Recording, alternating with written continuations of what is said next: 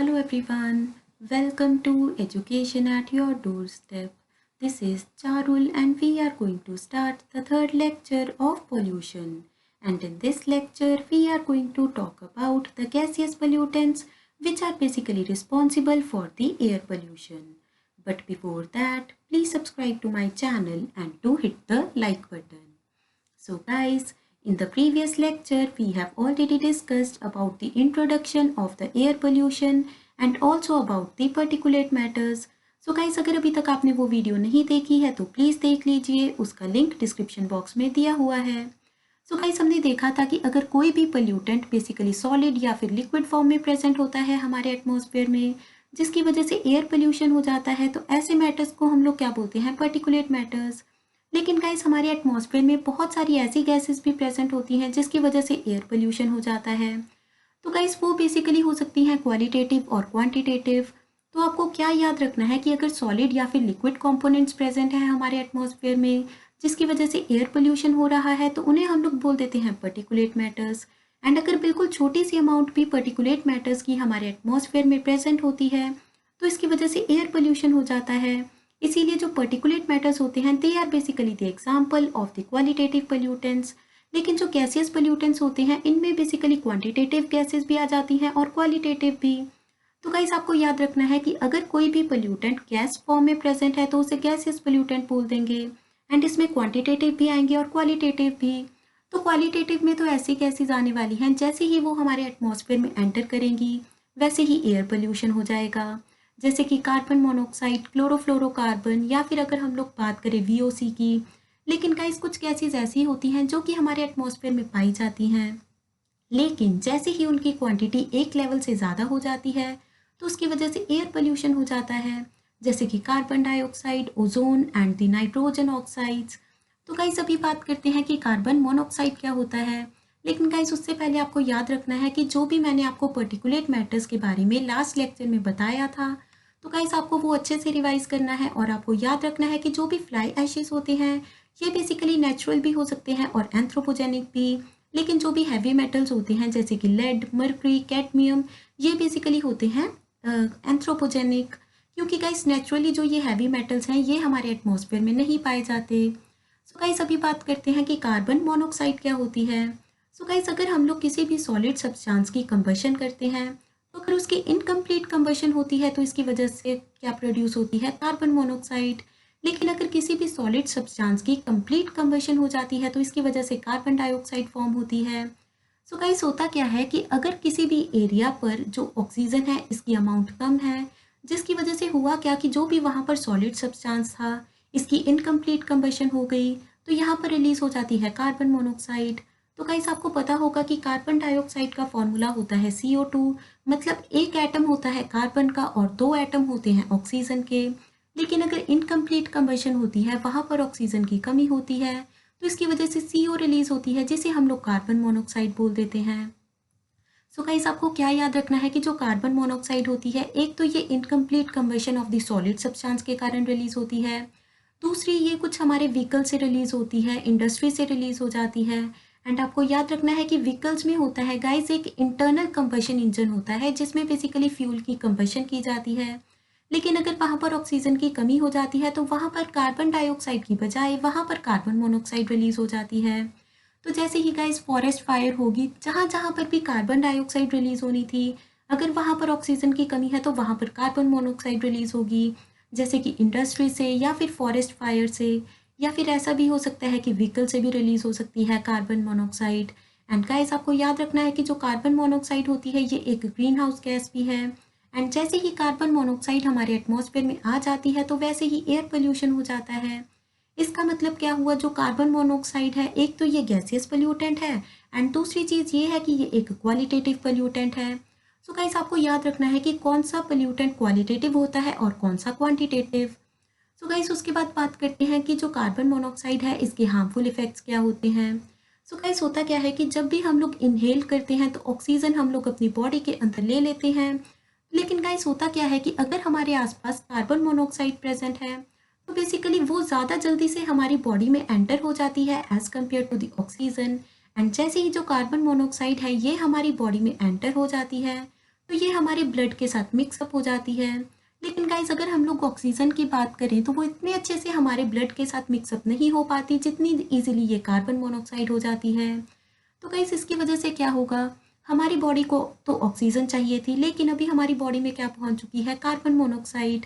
तो इसकी वजह से क्या होगा, एक तो हमारी बॉडी में कार्बन मोनोऑक्साइड की क्वांटिटी ज़्यादा हो जाएगी एंड ऑक्सीजन की क्वांटिटी कम हो जाएगी। तो गाइस इसकी वजह से होगा क्या कि हमारी बॉडी में हल्की हल्की सी ब्लूनेस आनी शुरू हो जाएगी एंड आपको फील होगा कि आपका हेडेक हो रहा है या फिर आपको चक्कर आने शुरू हो जाएंगे, क्योंकि हमारी बॉडी के लिए ऑक्सीजन बहुत ही ज़रूरी है। लेकिन जब भी हम लोग इनहेल करेंगे तो एक एटम मान लो वहाँ पर कार्बन मोनोऑक्साइड का है और दूसरा ऑक्सीजन का, तो कार्बन मोनोऑक्साइड आपकी बॉडी में ज़्यादा जल्दी से चला जाएगा और आपके हीमोग्लोबिन के साथ ज़्यादा जल्दी रिएक्ट करेगा as compare to the oxygen, जिसकी वजह से होगा क्या, आपका हेडेक हो सकता है, आपको चक्कर आने शुरू हो सकते हैं और इसकी वजह से गाइस क्या होगा, आप फेंट भी हो सकते हैं। एंड गाइस इसकी वजह से एक और चीज़ होती है कि आपके जो रिफ्लेक्सेस होते हैं वो बहुत ही ज़्यादा वीक हो जाते हैं। मतलब अगर कोई भी एक्शन आपके आसपास हो रहा है तो उसको कैसे रिएक्ट करना है आपको, तो वो आपको समझ में नहीं आएगा। मतलब अगर आपकी बॉडी में कार्बन मोनोऑक्साइड एंटर कर चुकी है तो आप बहुत ही ज़्यादा कंफ्यूज दिखाई देंगे या फिर आपको बहुत ज़्यादा नींद आने वाली है। सो गाइस उसके बाद बात करते हैं कार्बन डाइऑक्साइड की। तो गाइस हमें पता है कि जो कार्बन डाइऑक्साइड होती है that is basically the permanent component of the atmosphere. तो एक्चुअल में ये क्या होती है कि जो कार्बन डाइऑक्साइड होती है ये तो होती है क्वांटिटेटिव। मतलब क्या हुआ, अगर जो कार्बन डाइऑक्साइड है इसकी क्वांटिटी एक लेवल से ज़्यादा हो जाती है तो इसकी वजह से पोल्यूशन हो जाता है एंड ऐसे पोल्यूटेंट्स को हम लोग क्या बोलते हैं, क्वांटिटेटिव। एंड हमने बात की थी कार्बन मोनोऑक्साइड की, तो वो क्या होती है, क्वालिटेटिव पोल्यूटेंट। सो गाइस उसके बाद बात करते हैं कि कार्बन डाइऑक्साइड इतनी ज़्यादा हार्मफुल क्यों है। सो गाइस आपको याद रखना है, एक तो कार्बन डाइऑक्साइड है वो ग्रीन हाउस गैस है जिसकी वजह से ग्लोबल वार्मिंग हो जाती है। दूसरा हमने क्या देखा कि ये क्वालिटेटिव बेसिकली क्वांटिटेटिव पोल्यूटेंट है। उसके बाद अगर हम लोग किसी भी सॉलिड सब्सटेंस की कंबशन करते हैं जैसे कि कोल या फिर किसी भी चीज़ की कंबशन की जाती है एंड वहाँ पर प्रॉपर ऑक्सीजन की सप्लाई है तो इसकी वजह से कार्बन डाइऑक्साइड रिलीज हो जाती है। तो गाइस देखते हैं कि कार्बन डाइऑक्साइड कहाँ कहाँ से रिलीज हो सकती है। एक तो अगर हम लोग किसी भी तरह के फ्यूल की कंबशन कर रहे हैं आइदर इन द इंडस्ट्रीज और द व्हीकल्स, या फिर ऐसा भी हो सकता है कि फॉरेस्ट फायर हो जाए या फिर हम लोग डिफॉरेस्टेशन करते हैं जिसकी वजह से कार्बन डाइऑक्साइड की वैल्यू बहुत ज़्यादा इंक्रीज हो जाए, तो इसकी वजह से भी एयर पोल्यूशन हो सकता है। सो गाइस उसके बाद देखते हैं कि जो बेसिकली कार्बन डाइऑक्साइड है इसकी वजह से क्या क्या हार्मफुल इफेक्ट्स होते हैं। सो गाइस एक चीज़ तो आपको याद रखनी है कि जितने भी एयर पोल्यूटेंट्स होते हैं वो बेसिकली रेस्पिरेटरी प्रॉब्लम्स क्रिएट करते हैं। क्योंकि गाइस होता क्या है कि जब भी हम लोग इनहेल करते हैं तो अपनी बॉडी के अंदर कुछ एयर ले लेते हैं जिसकी वजह से बहुत डिफरेंट डिफरेंट तरह की प्रॉब्लम्स हो सकती हैं। अगर उस एयर में कुछ पोल्यूटेंट्स प्रेजेंट हैं तो चाहे कार्बन मोनोऑक्साइड है, चाहे कार्बन डाइऑक्साइड है, चाहे किसी भी तरह के पीएम पार्टिकल्स हैं, चाहे ओजोन हो या फिर क्लोरोफ्लोरोकार्बन हो, तो इन सब सब चीज़ों की वजह से क्या हो जाती है, रेस्पिरेटरी प्रॉब्लम्स। तो गाइस होता क्या है कि अगर कार्बन डाइऑक्साइड आपकी बॉडी में एंटर कर जाती है तो इसकी वजह से हेडेक हो जाता है, डिजीनेस हो जाती है, मतलब आपको चक्कर आने शुरू हो जाते हैं। एंड जैसे ही आपकी बॉडी में ऑक्सीजन की कमी होगी तो आपको बहुत ज़्यादा प्रॉब्लम्स आएंगी, मतलब आप बहुत ही ज़्यादा वीकनेस फील करेंगे। एंड जो कार्बन डाइऑक्साइड होती है ये भी आपकी बॉडी में ज़्यादा अच्छे से चली जाती है as compare to the oxygen. मतलब अगर हम लोग कंपटीशन करवाएं कार्बन मोनोऑक्साइड, कार्बन डाइऑक्साइड और ऑक्सीजन में, तो कार्बन मोनोऑक्साइड बहुत जल्दी से हमारी बॉडी में चली जाएगी। उसके बाद कार्बन डाइऑक्साइड एंड जो ऑक्सीजन होती है ये बेसिकली बहुत धीरे धीरे हमारी बॉडी में एंटर करती है, जिसकी वजह से क्या होगा, अगर हमारे आसपास बहुत ज़्यादा कार्बन डाइऑक्साइड होगी तो इसकी वजह से हमारी बॉडी में कार्बन डाइऑक्साइड ज़्यादा चली जाएगी और इसकी वजह से ऑक्सीजन की क्वांटिटी हमारी बॉडी में कम हो जाएगी और इसकी वजह से क्या होगा, हेडेक होगा और चक्कर आने शुरू हो जाएंगे। एंड गाइस आपको याद रखना है कि अगर बहुत ज़्यादा कार्बन डाइऑक्साइड हो जाती है तो इसकी वजह से कार्बोनिक रेन हो जाती है। मतलब क्या हुआ, जो CO2 होती है ये बेसिकली H2O के साथ रिएक्ट कर जाती है जिसकी वजह से कार्बोनिक रेन हो जाती है। एंड जब कार्बोनिक रेन होगी तो होगा क्या कि जो कार्बन डाइऑक्साइड है ये बेसिकली हमारी वाटर बॉडीज में एंटर हो जाएगी या फिर सॉइल में एंटर हो जाएगी, जिसकी वजह से सॉइल पोल्यूशन या फिर वाटर पोल्यूशन हो जाएगा। सो गाइस उसके बाद बात करते हैं कि क्लोरोफ्लोरोकार्बन्स क्या होते हैं, जिन्हें बेसिकली हम लोग CFC बोलते हैं। सो गाइस आपने सुना होगा कि जो क्लोरोफ्लोरोकार्बन्स होते हैं they are basically ozone depleting substance. मतलब जो स्ट्रेटोस्फेयर में ओजोन लेयर प्रेजेंट होती है उसको खत्म करने का काम करती हैं क्लोरोफ्लोरोकार्बन्स। तो गाइस आखिर क्लोरोफ्लोरोकार्बन्स आती कहाँ से हैं। जो भी हमारे कूलिंग एजेंट्स होते हैं जैसे कि रेफ्रिजरेटर्स या फिर जो एयर कंडीशनर्स होते हैं वहाँ पर क्लोरोफ्लोरोकार्बन यूज़ की जाती है। लेकिन गाइस आपको पता होगा कि आजकल जो CFC है ये बैन हो चुकी है। लेकिन अगर ये हमारे एटमॉस्फेयर में चली जाती है तो इसकी वजह से होता क्या है, एक तो जो ओजोन है वो डिप्लीट होना शुरू हो जाती है एंड दूसरा इसकी वजह से पोल्यूशन हो जाता है। तो नेचुरली तो जो CFC है ये हमारे एटमॉस्फेयर में नहीं पाई जाती, इसीलिए हम लोग इसे क्या बोल देते हैं, क्वालिटेटिव पोल्यूटेंट। तो गाइस आपने देखा कि जो कार्बन मोनोऑक्साइड थी वो भी क्वालिटेटिव थी, लेकिन जो कार्बन डाइऑक्साइड थी वो क्या थी, क्वांटिटेटिव। सो गाइस उसके बाद बात करते हैं कि जो CFC है इसकी वजह से होता क्या है। तो गाइस CFC की वजह से क्या होगा, एक तो जो ओजोन लेयर है वो डिप्लीट हो जाएगी। ओजोन लेयर डिप्लीशन के कारण क्या होगा, बहुत ज़्यादा UV रेडिएशंस हमारे अर्थ के सरफेस तक आनी शुरू हो जाएंगी। एंड गाइस जब बहुत ज़्यादा जो UV रेडिएशंस है ये हमारे अर्थ के सरफेस तक आ जाएंगी तो इसकी वजह से क्या होगा, अगर UV रेडिएशंस हमारी स्किन के साथ रिएक्ट करेंगी तो इसकी वजह से स्किन कैंसर हो जाएगा। अगर हमारी आइज़ के साथ रिएक्ट करेंगी तो इसकी वजह से कैटरेक्ट हो सकता है। एंड गाइस अगर जो ये UV रेडिएशंस हैं ये बेसिकली हमारे प्लांट्स के साथ रिएक्ट करती हैं तो इसकी वजह से जो हमारे प्लांट में ग्रीन कलर का पिगमेंट होता है जिसकी वजह से फोटोसिंथेसिस होता है, जिसे हम लोग क्लोरोफिल का नाम देते हैं, वो बेसिकली डिस्ट्रॉय हो जाएगा। मतलब क्या हुआ, जो क्लोरोफ्लोरोकार्बन है ये डायरेक्टली तो हमें इन्फ्लुएंस नहीं करती, क्योंकि क्लोरोफ्लोरोकार्बन के कारण जो ओजोन लेयर है ये डिप्लीट हो जाती है, इसकी वजह से हमें बहुत सारी प्रॉब्लम्स हो जाती हैं। सो गाइस उसके बाद बात करते हैं कि जो बेसिकली ओजोन होती है इसके क्या हार्मफुल इफेक्ट्स हैं। एंड गाइस आपको याद रखना है कि हमारे एटमॉस्फेयर में ओजोन तो प्रेजेंट होती है, ट्रोपोस्फेयर में भी प्रेजेंट होती है, स्ट्रेटोस्फेयर में भी। अगर ओजोन लेयर बेसिकली हमारे ट्रोपोस्फेयर में प्रेजेंट है तो इसकी वजह से ग्रीन हाउस इफेक्ट होता है, एंड अगर स्ट्रेटोस्फेयर में प्रेजेंट है तो इसकी वजह से हम UV रेडिएशन से बचे रहते हैं। सो गाइस होता क्या है, अगर हमारे एटमॉस्फेयर में ओजोन की क्वांटिटी बहुत ज़्यादा हो जाएगी तो इसकी वजह से भी एयर पोल्यूशन हो सकता है। सो गाइस आपको क्या याद रखना है कि ओजोन का फॉर्मूला क्या होता है, O3, एंड ऑक्सीजन क्या क्या होता है, O2। सो गाइस अभी देखते हैं कि ओजोन आती कहाँ से है हमारे एटमॉस्फेयर में। एक तो जो ओजोन है ये नेचुरली हमारे एटमॉस्फेयर में पाई जाती है जब भी जो ऑक्सीजन के एटम्स होते हैं, मॉलिक्यूल्स होते हैं, वो जैसे ही UV रेडिएशंस के साथ रिएक्ट करते हैं वैसे ही क्या होता है गाइस, जो ऑक्सीजन होती है वो बेसिकली दो एटम्स में ब्रेक डाउन हो जाती है। और इसकी वजह से गाइस होता क्या है कि जब O2 किसी O के साथ रिएक्ट करती है तो यहाँ पर ओजोन की फॉर्मेशन हो जाती है। सो गाइस आपको सिंपली ये याद रखना है कि ओजोन है जो ये बेसिकली नेचुरली भी पाई जाती है, क्योंकि जो ऑक्सीजन है जब ये UV रेडिएशंस के साथ रिएक्ट करती है तो इसकी वजह से ओजोन की फॉर्मेशन हो जाती है। एंड दूसरी चीज़ ये है कि ये एंथ्रोपोजेनिकली भी हमारे एटमॉस्फेयर में जा रही है, क्योंकि जो हमारे इंटरनल कंबशन इंजन्स होते हैं या फिर इंडस्ट्रीज होती हैं यहाँ से भी ओजोन रिलीज होती है। तो गाइस अभी देखते हैं कि ओजोन के बेसिकली हार्मफुल इफेक्ट्स क्या हैं। तो एक इफेक्ट तो मैंने आपको बताया हुआ है कि जो भी एयर पोल्यूटेंट्स होते हैं इसकी वजह से रेस्पिरेटरी प्रॉब्लम्स हो जाती हैं। अगर रेस्पिरेटरी प्रॉब्लम्स होंगी तो हमें लंग्स की प्रॉब्लम्स हो जाएंगी। लेकिन जो ओजोन होती है इसकी वजह से गाइस होता क्या है कि हमारी स्किन में, आइज़ में, नोज़ में बहुत ज़्यादा इरिटेशन होनी शुरू हो जाती है। सो गाइस उसके बाद बात करते हैं कि ऑक्सीजन के बेसिकली जो ऑक्साइड्स ऑफ नाइट्रोजन होते हैं इनके क्या हार्मफुल इफेक्ट्स होते हैं। सो गाइस नाइट्रोजन के ऑक्साइड्स बहुत तरह के होते हैं जैसे कि NO, NO2, NO3। तो ये डिपेंड करता है कि जो नाइट्रोजन एटम है वो कितने ऑक्सीजन के एटम के साथ रिएक्ट करेगा। अगर एक नाइट्रोजन एटम एक ऑक्सीजन एटम के साथ रिएक्ट कर रहा है तो इसकी वजह से बनेगा NO। अगर दो एटम ऑफ ऑक्सीजन के साथ रिएक्ट करेगा तो इसकी वजह से NO2 बन जाएगा। ऐसे ही डिफरेंट ऑक्साइड्स ऑफ नाइट्रोजन की फॉर्मेशन हो जाती है। सो गाइस आपको पता होगा कि हमारे एटमॉस्फेयर में कुछ नाइट्रोजन के ऑक्साइड्स पाए जाते हैं, लेकिन फिर भी वो इतने ज़्यादा नहीं होते, इसलिए हम लोग इन्हें ज़्यादा बेसिकली जो क्लासीफाई तो नहीं कर सकते।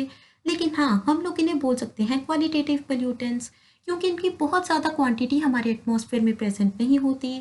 और आपको पता होगा कि जो नाइट्रोजन है ये बेसिकली मॉलिक्यूलर फॉर्म में हमारे एटमॉस्फेयर में पाई जाती है।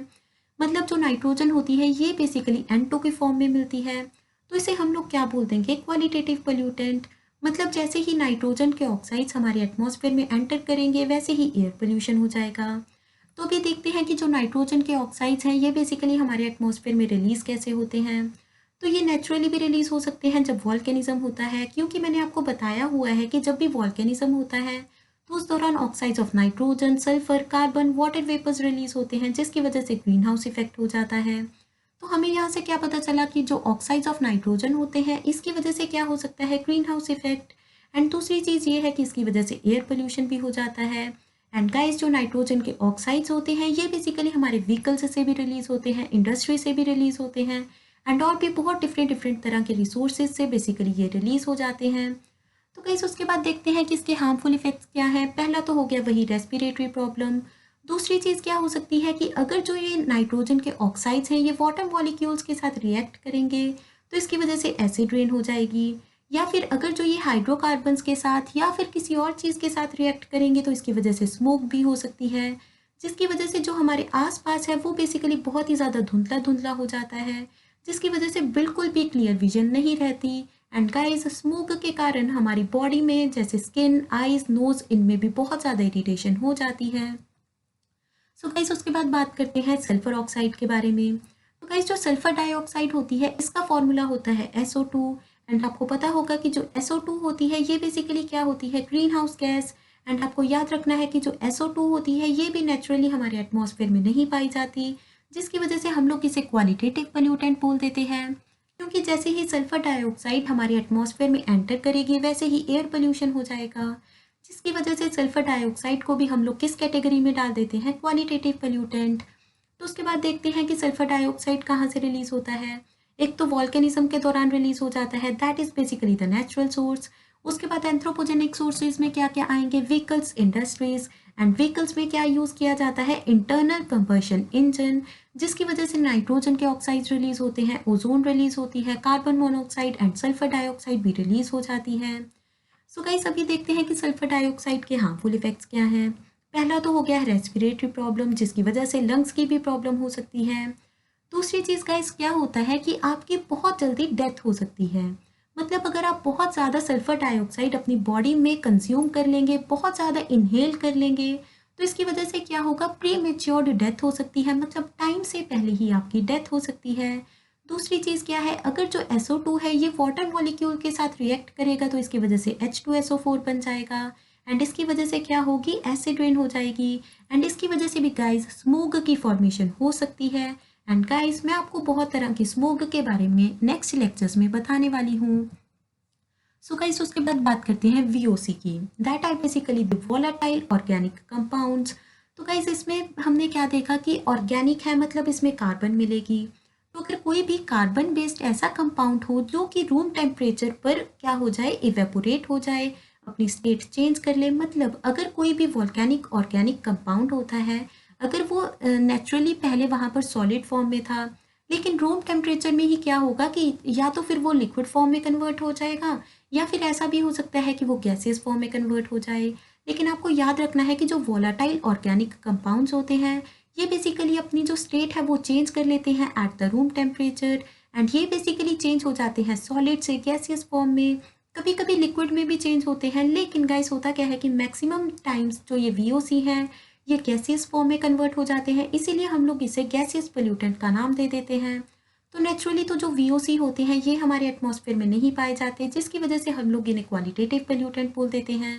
मतलब अगर बहुत छोटी सी अमाउंट भी VOC की हमारे एटमॉस्फेयर में प्रेजेंट होगी तो इसकी वजह से क्या होगा, एयर पोल्यूशन हो जाएगा। तो गाइस VOC के कारण भी रेस्पिरेटरी प्रॉब्लम्स होंगी, लंग्स की प्रॉब्लम्स होंगी, एंड इसकी वजह से गाइस क्या होगा, जो पल्मोनरी फिब्रोसिस है वो भी हो सकता है। दूसरी चीज़ क्या हो सकती है कि हमारी स्किन में इरिटेशन हो सकती है, क्योंकि ये बहुत जल्दी से अपनी स्टेट चेंज कर लेता है। तीसरी चीज़ क्या होगी, अगर आप VOC के कांटेक्ट में बहुत टाइम के लिए हैं, मतलब जो आप ऐसे रूम में बैठे हुए हैं जहाँ पर VOC कॉन्टीन्यूसली रिलीज हो रहा है, एंड आप कॉन्टीन्यूसली जो VOC है इसे अपनी बॉडी के अंदर ले रहे हैं, उसे इनहेल कर रहे हैं, तो इसकी वजह से क्या होगा, जो आपकी लीवर है इस पर भी बहुत बुरे इफेक्ट्स पड़ सकते हैं, एंड इवन जो आपका लीवर है इसकी फेलियर भी हो सकती है। सो गाइस इस लेक्चर में हमने देखा कि कैसे डिफरेंट डिफरेंट गैसियस पोल्यूटेंट्स होते हैं और उनके हार्मफुल इफेक्ट्स क्या होते हैं, एंड नेक्स्ट लेक्चर में हम लोग और कुछ पोल्यूटेंट्स के बारे में बात करेंगे। So guys, if you enjoyed my video, then do like, share and subscribe. Thank you so much.